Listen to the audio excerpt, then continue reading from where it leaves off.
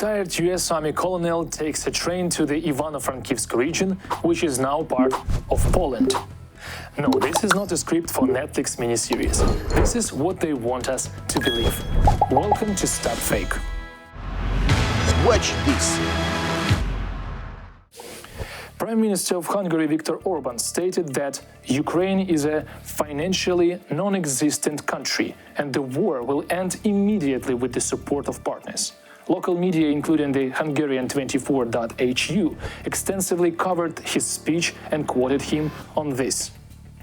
So, Hungarian officials lamented that it's not feasible to continuously finance Ukraine, arguing that Europe is currently footing the bill for Ukrainian pensions, salaries, education and health care, instead of addressing their own needs. It seems like Orban also interested in counting other people's money.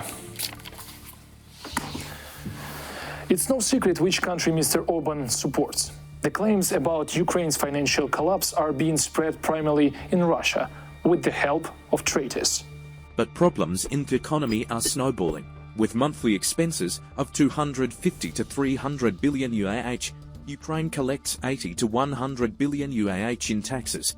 In turn, the EU has provided a clear official forecast of Ukraine's financial situation to counter the spread of Kremlin lies. Despite the full-scale Russian invasion, Ukraine demonstrated economic resilience throughout 2023. This allows for forecast of economic growth in the upcoming years, projected at 3.7% in 2024 and 6.1% in 2025, respectively. Watch this. This concludes the financial literacy course. Now it's time for technical science. No matter what you say, spreading misinformation through others' voices is both cunning and disgraceful. A foreign speaker posing as an American analyst, Brian Berletic, disseminated a fake claim about the low effectiveness of Western weaponry and the inadequate level of professionalism among Ukraine soldiers on the new Atlas YouTube channel. The conclusion drawn from watching this was quite clear. Do not expect remarkable success from the Ukrainian armed forces on the battlefield.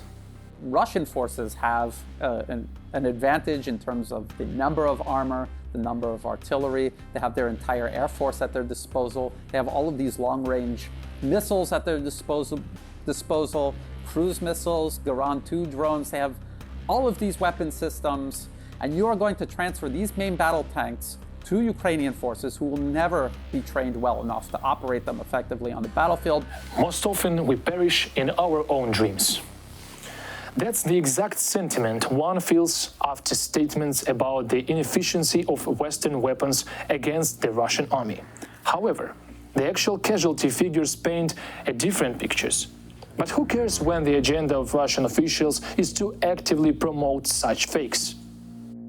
The war against Russia was a huge mistake by Washington and Brussels. Relying on the effectiveness of NATO weapons, as time has shown, did not work. The vaunted Leopards, Bradleys and other Western equipment are burning well. After such speeches, one feels like taking a pause to laugh. But such videos are clear evidence of manipulation.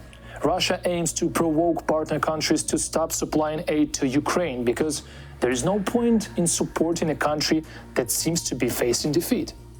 The Ukrainian armed forces actively engage the enemy with weaponry provided by their partners. Leopard tanks, tanks of other countries that were transferred to us, as well as various armored vehicles are modern, technological, modernized, which is exactly what helps to feel confidence in every soldier on the battlefield. Moreover, specialists in the Ukrainian army have developed their own software, which allows the armored howitzer 2000 to be used much more effectively than in the German and Dutch armies. The Ukrainian military now has a program that we call artillery Uber. Scouts indicate in a digital system the place where the artillery fire should fall. The program calculates which gun is in the most advantageous position. Half a minute later, a digital command sounds and shots are fired. It's lightning fast, because we need at least 20 minutes to organize it. Watch this. This is how propaganda works masterfully to mislead millions of minds, and there are no taboo topics for it. Some Polish publications spread a fake story about Poland planning to annex part of Ukrainian territories. Specifically, Niezależny Dziennik Polityczny published an article claiming that President Volodymyr Zelensky supposedly promised Ukrainian territories to Poland in exchange for assistance in fighting Russia. Propagandists even made up a tale that Polish mercenaries joined the Ukrainian armed forces. However, not to support Ukrainians, but to reclaim territories for themselves. But it seems that Russian propagandists aren't exactly on the same page among themselves. While some suggest handing over Western Ukraine to a neighboring country, the hosts on central Russian television channels threaten to divide Poland itself. In general, something has been undermined among the Poles recently. The Germans owe them. We owe them. We also owe Ukraine. According to them, you'll stop there. Yach. The people are right in saying, now agree on the next partition of Poland. The Germans have already hinted to you. Let's bring ourselves to our senses already. Understanding the strong ties between Ukraine and Poland, acknowledging their latest invaluable contribution to the future victory over Russia, the aggressor country actively spreads fake news to sow discord in the friendly relations between these nations. For sensational headlines, propagandists simply twisted the words of the Ukrainian leader regarding the absence of the borders with Poland. In the future, there will be no borders between our peoples. Political, economic and, what is very important, historical. But for that you still need to win. For this, it is necessary to walk side by side a little more. Watch this. And now let's talk about corruption, the topic that leaves no one indifferent. An article was published in the American Insider about rampant corruption in Ukraine. The author discusses extensive embezzlement within the state-owned companies Ukrenergo and Ukrzaliznytsia, while criticizing their leaders. The author of the mentioned articles confidently writes about Ukrzaliznytsia's embezzlement of $20 million.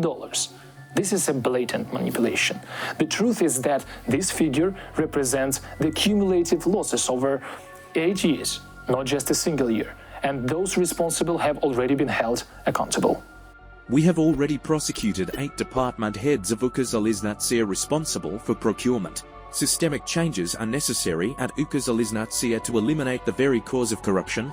To this end, we have provided recommendations to the government. They are still relevant, and we hope that the government will finally correct the situation that has developed at Ukrzaliznytsia with procurement.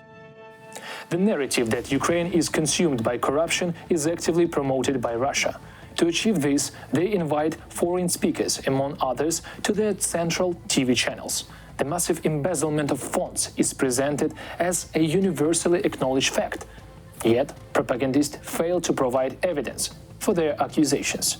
Regime in Washington wants to maintain the fiction that there is something good happening in Kiev. There isn't. There's nothing there but corruption and criminality. That's the truth. Ukrainians are dying for nothing, pointlessly, in a war that should never have been fought. That's the truth. Ukraine has a progressive anti-corruption infrastructure in place, and its efforts are yielding results. Exposing corruption and apprehending officials serves as evidence that anti-corruption agencies operate with political independence and have the capability to fulfill their mandates. The entire anti-corruption infrastructure built in Ukraine is absolutely progressive. The government is concentrating on the next stage, a higher level. The destruction of systemic opportunities for corruption. We are discussing this with our partners. I believe that a very simple step for this is digitization. Even in the US State Department, it's acknowledged that Kyiv is taking aggressive measures to combat corruption. They anticipate the government will continue these efforts. Several audits have been conducted, none revealing any misappropriation of the financial aid provided to Ukraine. Your first question, still no indication that there's been any kind of widespread corruption or inappropriate use of U.S. capabilities. As a matter of fact, I don't know who that asked me before about expenditure rates, but I mean, oftentimes the stuff that's getting to Ukraine, it's going hand to mouth. I mean, matter of days before some stuff gets there, and then a matter of days more before it's being used on the battlefield. Not every system, of course, but the Ukrainians are in a very active fight. Watch this. Today we have debunked many myths and exposed blatant manipulation that are actively spreading around the world. There will be more such interesting information ahead. Stop Fake wishes you only truthful news. Goodbye.